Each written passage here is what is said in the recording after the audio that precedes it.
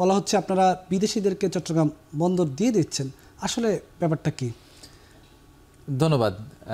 খুবই টপিক্যাল একটা ইস্যু আমাদের জন্য, এবং আমাদের অর্থনীতিতে যে চট্টগ্রাম বন্দর খুবই গুরুত্বপূর্ণ সেটার প্রমাণই হচ্ছে যে এটাকে নিয়ে প্রচুর আলোচনা, সবাই এটার ব্যাপারে খুব ইমোশনাল, সবারই একটা মতামত আছে, সবাই এটা নিয়ে কিছু বলতে চান। তো এবং আমরা এটাও জানি যে আমরা নতুন যে বন্দরগুলো নিয়ে কথাবার্তা বলছি, নতুন ইনভেস্টমেন্টগুলো নিয়ে কথা বলছি, সেগুলো যদি কাজ এই বছরও শুরু হয়, সবচেয়ে প্রথমটা আসতেই প্রায় লেগে যাবে 3-3.5 বছর। তো তার মানে আগামী 3-3.5 বছর অন্তত চট্টগ্রাম বন্দরের উপরই আমাদেরকে কমপ্লিটলি নির্ভর করে থাকতে হবে।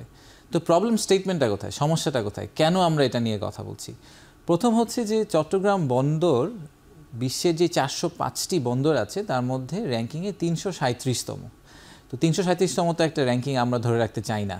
এবং হ্যাঁ, এটা ঠিক যে চট্টগ্রাম বন্দর গত 15-20 বছরে অনেক উন্নতি সাধন করেছে, বা তারপরেও তারা এখনও 337তম। তো এটা একটা আনফেয়ার কম্পিটিশনের কারণে হয়েছে। কীরকম আনফেয়ার কম্পিটিশন? যেই বন্দরগুলা 1 থেকে 100-র মধ্যে, তাদের যারা অপারেটর, ওটা যদি আপনি দেখেন ওই লিস্টটা, দেখবেন যে একই অপারেটর অনেকগুলো বন্দর চালায়। তো তারা বিভিন্ন বন্দর থেকে বেস্ট প্র্যাকটিসগুলো নিয়ে এসে তারা তাদের বন্দরগুলো ইমপ্রুভ করতে থাকে। সেই কারণে আমরা একা হিসাবে একদম লোকাল অপারেটর নিয়ে কখনোই আসলে তাদের সাথে কম্পিট করতে পারি না। এটা হচ্ছে আমাদের প্রথম সমস্যা। দ্বিতীয় সমস্যা হচ্ছে, যদি আমি চট্টগ্রাম বন্দরের রেভিনিউ, সরকার যে রেভিনিউটা পায় সেটা যদি দেখি, আর পাশেই আমরা কিছুদিন আগেই রেড সি গেটওয়েকে একটা নতুন বন্দর দিয়েছি, প্রাইভেট পোর্ট, সেটা রেভিনিউর মধ্যে প্রায় 20% পার্থক্য, শতকরা 20 ভাগ আমরা কম পাচ্ছি চট্টগ্রাম বন্দর থেকে প্রত্যেকটা কন্টেইনারে। আর তৃতীয় সমস্যাটা হচ্ছে যে চট্টগ্রাম বন্দরে আমরা কিছু ইনভেস্টমেন্ট করেছিলাম সরকার থেকে প্রায় 15 বছর আগে, 10-15 বছরের মধ্যে। তো সেই ক্রেনগুলো আসলে কিন্তু টেকনোলজিটা পিছিয়ে চলে যাচ্ছে। সো এখানে একটা আগামী 5-7 বছরের মধ্যেই, ইনফ্যাক্ট 3 থেকে 5 বছরের মধ্যে আমাদের ধারণা প্রায় $200 মিলিয়ন মতো ইনভেস্টমেন্ট লাগবে। তো সেই ইনভেস্টমেন্ট করার সক্ষমতা আসলে আমাদের লোকাল অপারেটরদের আছে কিনা।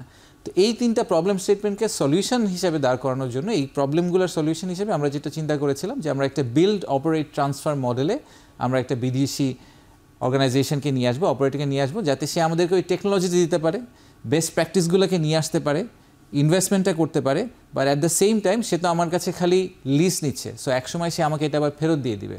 তো সেই সময়ের মধ্যে আমরা শিখে যাব কীভাবে বন্দরটা চালাতে হয়, তখন আমরা নিজেরাই সেটাকে চালাতে পারবো। আর এটা নিয়ে যেই বড় দুটা সমস্যা নিয়ে সবাই কথা বলেন, একটা হচ্ছে জাতীয় নিরাপত্তা, আর একটা হচ্ছে যে আমাদের কর্মসংস্থান। তা আমি মনে করি না যে দুটার কোনোটাতেই আসলে ইম্প্যাক্ট হবে। প্রথমত জাতীয় নিরাপত্তার ব্যাপারটাতে আমাদের বাংলাদেশ নেভিকে আন্ডারমাইন করার কোনো কারণ নাই।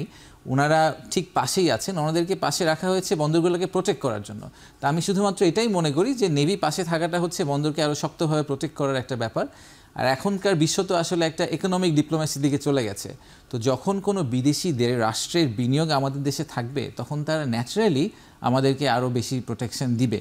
সো এটা আসলে আমাদের পক্ষেই কাজ করবে। আর দ্বিতীয়টা হচ্ছে যে কর্মসংস্থানের যে ব্যাপারটা, সেটা আমি একেবারেই মনে করি না যে আমরা ইউরোপ থেকে 3000 শ্রমিক এনে বাংলাদেশের কার্গো হ্যান্ডেল করব। আমরা আসলে তাদের কাছ থেকে টেকনোলজি ট্রান্সফারটা আনার চেষ্টা করছি, আর একদম ম্যানেজমেন্ট লেভেলে, একদম এক্সিকিউটিভ লেভেলে, সিইও লেভেলে তাদের থেকে কিছু এক্সপার্টিস আনার চেষ্টা করছি। বাট আমাদের শ্রমিকরা ওখানেই থাকবে। ইনফ্যাক্ট আমাদের প্রেডিকশান তো হচ্ছে প্রায় 25 থেকে 30 হাজার কর্মসংস্থান যোগ হবে চট্টগ্রামে আগামী 5 বছরের মধ্যে। তো তাদের আসলে কর্মসংস্থানের সুযোগ বাড়বে।